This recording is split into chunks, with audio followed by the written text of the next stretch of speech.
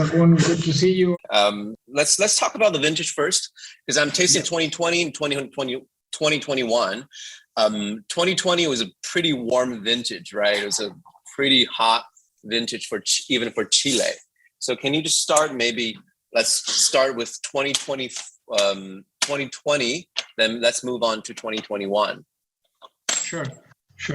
Well, you're right.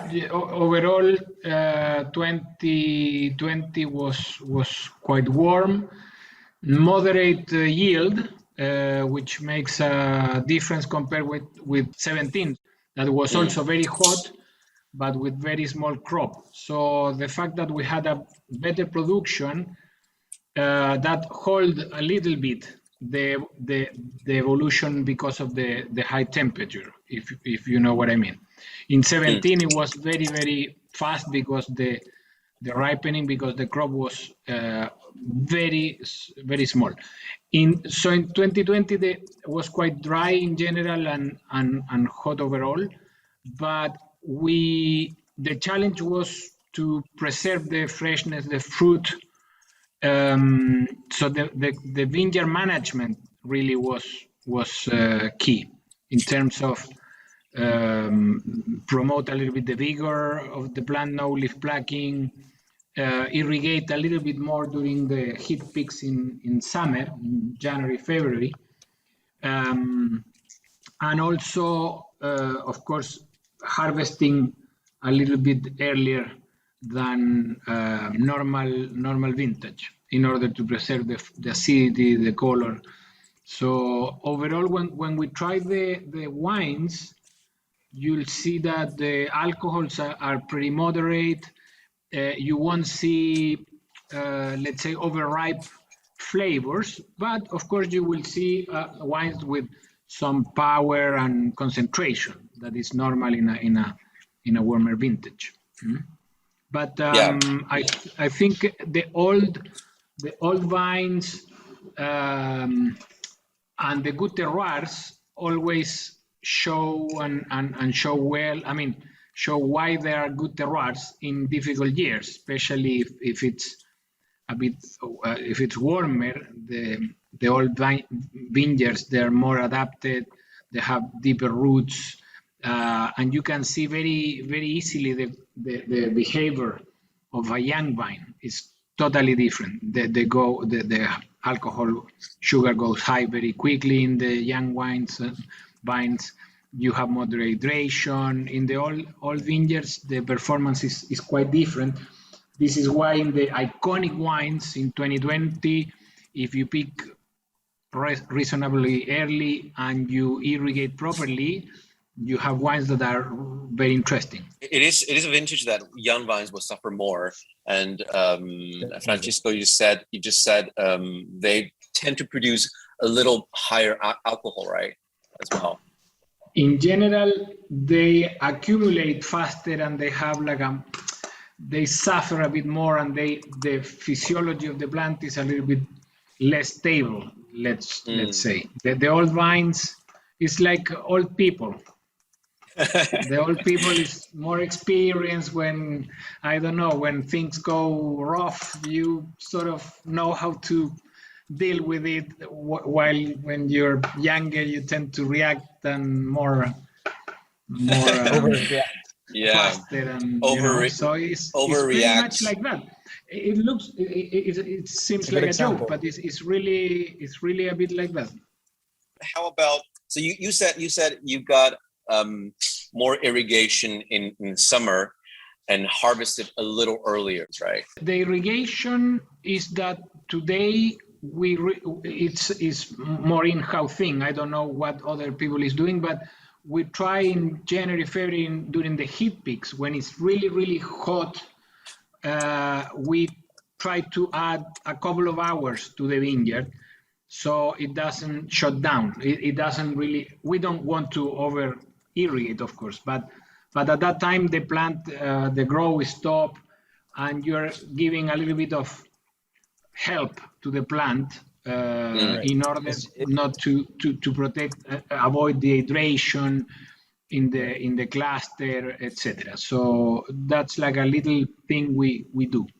And then the harvesting decision and concentration, I think overall in Chile was like that. But of course, you have different styles depending on the wineries. Some prefer higher alcohol and more richer, riper wines.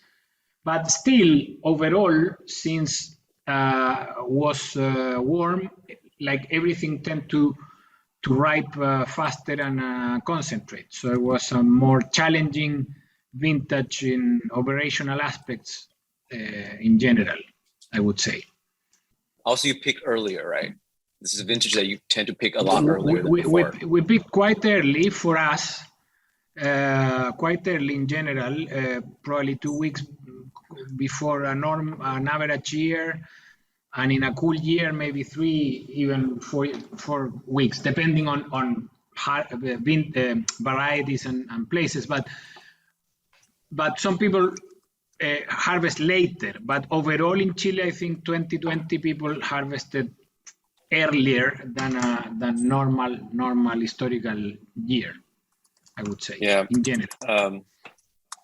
And the harvest window was pretty short, right? I think you only got a few weeks to do all the harvest because of the hot weather.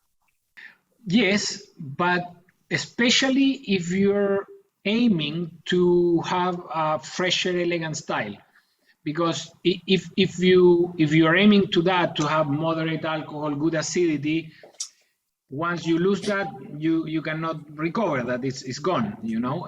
When your style is richer and riper and bigger, you don't need to worry about that. If you pick at 14.5 or 15, it's not exactly the same, but you're not aiming to have a fresher style. So you have a little bit more room or maneuver to when you aim for a bigger wines. But if you're aiming to preserve a style of more equilibrium, balance, finesse, etc., the window is quite short. It's quite tight. Yeah. Good point. Okay, let's move on to 2021, because that was quite a distinctive vintage from 2020, right? Yeah. Well, 21 overall is a bit the opposite, a cooler, fresher vintage. I think we have a little bit more rain in the winter of the 20. That is very important. We have realized now, and Tomás also can confirm that in general, in Chile, where we have good weather overall and warm summers with little rain, when you have a good winter in terms of rain, is a very good thing when the plant and the vineyard start in a better condition with a little bit more vigor, less stress, etc. If you have a dry winter, so the soils are quite dry, the plant, when they start, even if you add, because you're dripping irrigating, so it's not like it's not equivalent to a rain. So you start already with a lack of water, so to say, when it's too dry in winter. And that changes quite a lot. And then if the season is dry and hot, the plants suffer, the vineyards suffer quite a lot. If you start with a nice reserve in the soil of water, that helps a lot for the overall development of the vineyard. So in 21 we had better hydric condition, I would say, when we started from the beginning, and then overall cool, not too hot conditions in spring, good fruit set, good conditions for the fruit set, but then in summer wasn't that warm like other years, so it was, I would say, moderately cool. For you to have an overall idea, in the coast was quite cold, cool vintage. Of course, Aconcagua Costa is per se cold area, But in 21 we had a bit more cloudiness. September or November was a little bit cooler, except for March that was a bit warmer. But overall was a cool, cloudy year. So we retain very good acidity, intensity, fruit, etc. So it's a nice vintage. As a winemaker that makes a lot of wines in Errazuriz and also your own project, do you see other, apart from Aconcagua, maybe Quebrada Seca, they have the potential for Pinot and Chard, and also I would say Vallejo. More for Chardonnay than Pinot for me.